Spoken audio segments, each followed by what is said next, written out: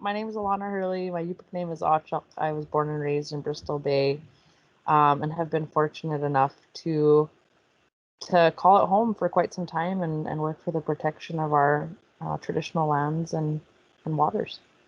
The Yupik culture is very connected to the land, and what does your culture and your ancestors, what have they taught you about taking care of the land and the water?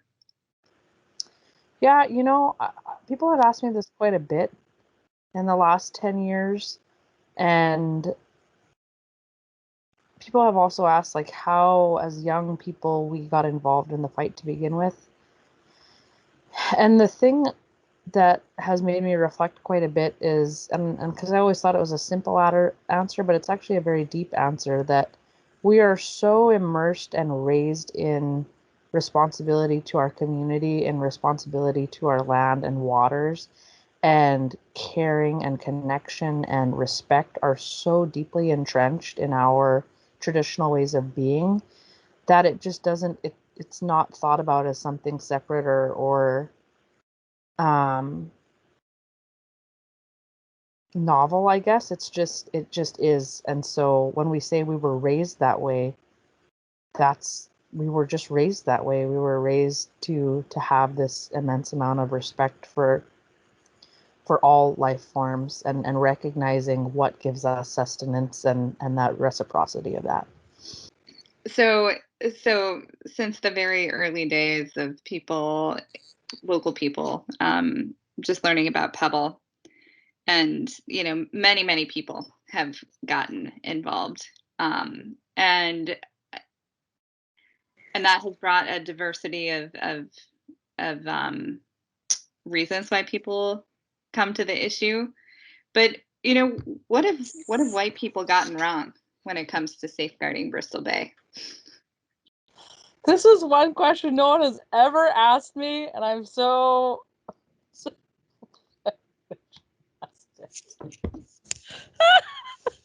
thank you. This is very quickly becoming the best interview ever. What have white people gotten wrong? Well, I was not prepared to answer such an awesome question.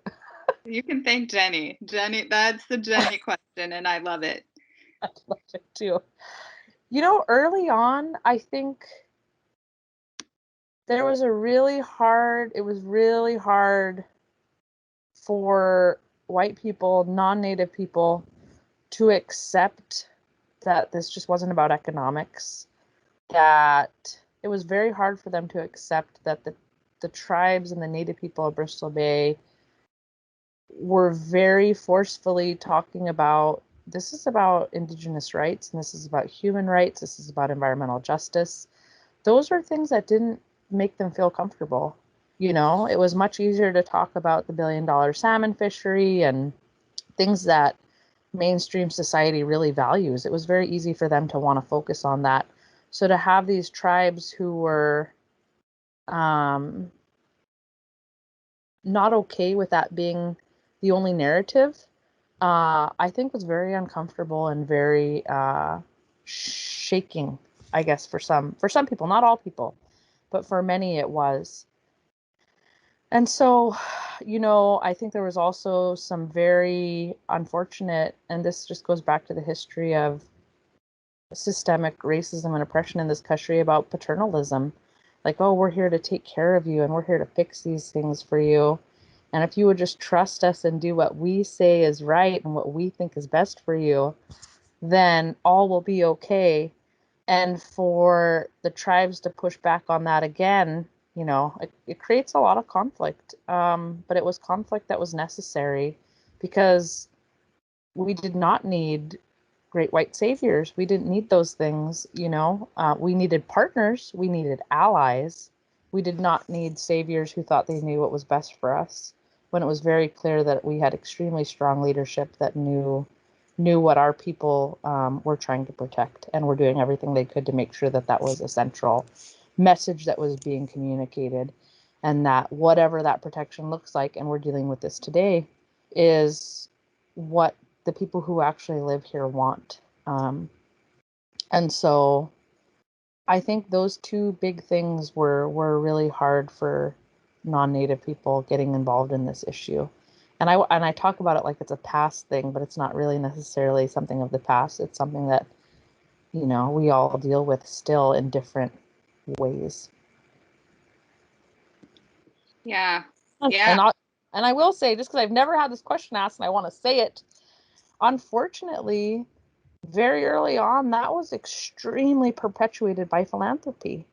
And especially the paternalism and this idea that tribes, were a means to an end or didn't know what was best for them, and if they would just get in line and fall in line with what other organizations or people wanted, then it would be okay. But that was extremely perpetuated by philanthropy and that realm. And so I think there's been a concerted effort, at least on our part, to help decolonize those relationships and interactions and um, and move away from that model or that understanding that has operated within the philanthropic world for so long. And then the morning the permit denial came, I was on maternity leave, and I had, pretty strict orders not to engage in things that could potentially stress me out and but like someone had texted me I woke up to a couple texts super early in the morning, and I couldn't believe it, and I just burst into tears because I just couldn't believe what I was reading. So I immediately went to the news and to my email to see what was going on. And so I think just like that, after just living on edge for 4 years, with a train that was moving in the exact opposite direction, or that we thought was moving in the exact opposite direction, to have that just level of relief, even though I knew it was fleeting because there's so much still left to do, but just to have that relief that it wasn't an immediate threat and that we weren't staring down the barrel of a gun at that second any longer it was just, yeah, joy, sheer joy and relief. We know that the work isn't done. Like that was really good news, and it gives us a level of the ability to take a deep breath. But it's not the effort to protect Bristol Bay for the long haul isn't over. So what's ahead from your perspective? What's ahead, and I've never felt this more than I do being a brand new mom, is I don't want this life for my baby. I don't want I don't want my daughter in 20 years to be doing this. Nobody grows up and says, I want to fight mines with my time. Um, just think of the things we could have been doing with our energy these last almost 20 years now. And our communities have real challenges, real things that need our attention and energy. And I want my children to be able to use their energy to build and to move towards the vision that our people have talked about for so long. And so that's where we go from here. Is I have this renewed sense, I guess, of not wanting my children to be in defense mode. I want them to build and move towards the vision that we all know is possible. And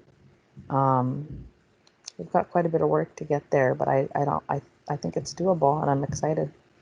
What advice would you give for other young people either in Bristol Bay or in other parts of the world that are having these battles against things that they don't want in their future? The advice I would give is something I've heard before from another Indigenous woman, is that always remember, because it's very easy to forget. And this is why it's my favorite piece of advice, is because I constantly forget it and need this advice. But always remember that what you're doing is coming from a place of love, a love for your people, a love for your land, a love for your culture. always try and remember and stay grounded in that, because it's so easy to get lost in the injustice and the anger of it all. And I guess two part to that is, or the spin, the other piece of advice is protect your spirit in this work, because it's so tough, and you have to find balance, and you have to protect your spirit, because this the the toll it takes on you personally and on your family is is tough, and it's critical work and it's important work, but you've got to be able to find that balance, because you can't pour from an empty cup. What would you say right now, to the people, like people all over the country that have spoken up on this? Like, what would you say? What do you want to say to them right now? Oh man, I want to say, like, just from the bottom of our heart, thank you. You know, if just we have such an immense amount of gratitude, as much as we have fought to ensure that our voices are being heard. We equally recognize that we need each other, and that the only way to really move to a good place and to get what needs to be done is together. And so without people all over the world, and I mean all over the United States, weighing in and saying, I care about this place and it deserves protection, we wouldn't be where we are today. And so that level of community and support is just, there's no words for the level of appreciation we have, especially over this long of a period of time. Let's talk about what systemically is causing this in our country, and the policies and the laws that allow this to keep happening. And why is that? Why is it that Indigenous people, at crazy rates, all of these terrible environmental injustices are happening in places to people of color? These are the root issues of why these things exist. And so to be a better ally, we just recognize that, we should be recognizing that we need to be addressing these root issues, not just the surface symptoms.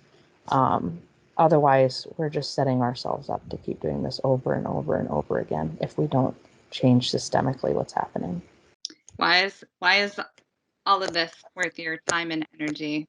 And then how do you keep your energy up? How do you keep that cup full? It's all worth my energy because I know what we're fighting for. I know what we have to lose. I know I'm very, very lucky to be raised in a way that helps me see, the bigger picture of what we're fighting for as Native people here in fights like this. Um, so there's nothing worth more, and that's why I almost don't say a lot of the time, like, I didn't want to grow up to fight mines, because I don't want to put the understanding out there that I'm somehow ungrateful or angry, or because there's nothing more worth my time than the defense of who we are as Native people. But it's just really shitty that that's what I have to do with my time, when there's other things that it could be used for. And how do I keep my glass full? Or try to keep my cup full? I just try to remember to get out as much as I can, as hard as that has been, and it's been a real struggle for me to find that balance. But I've got to remember, I think of my grandma a lot, and how she worked so hard, and she really stood for so many amazing things in my mind to me. But at the same time, she recognized that life is meant to be enjoyed, and we're not meant to go through life angry and stressed out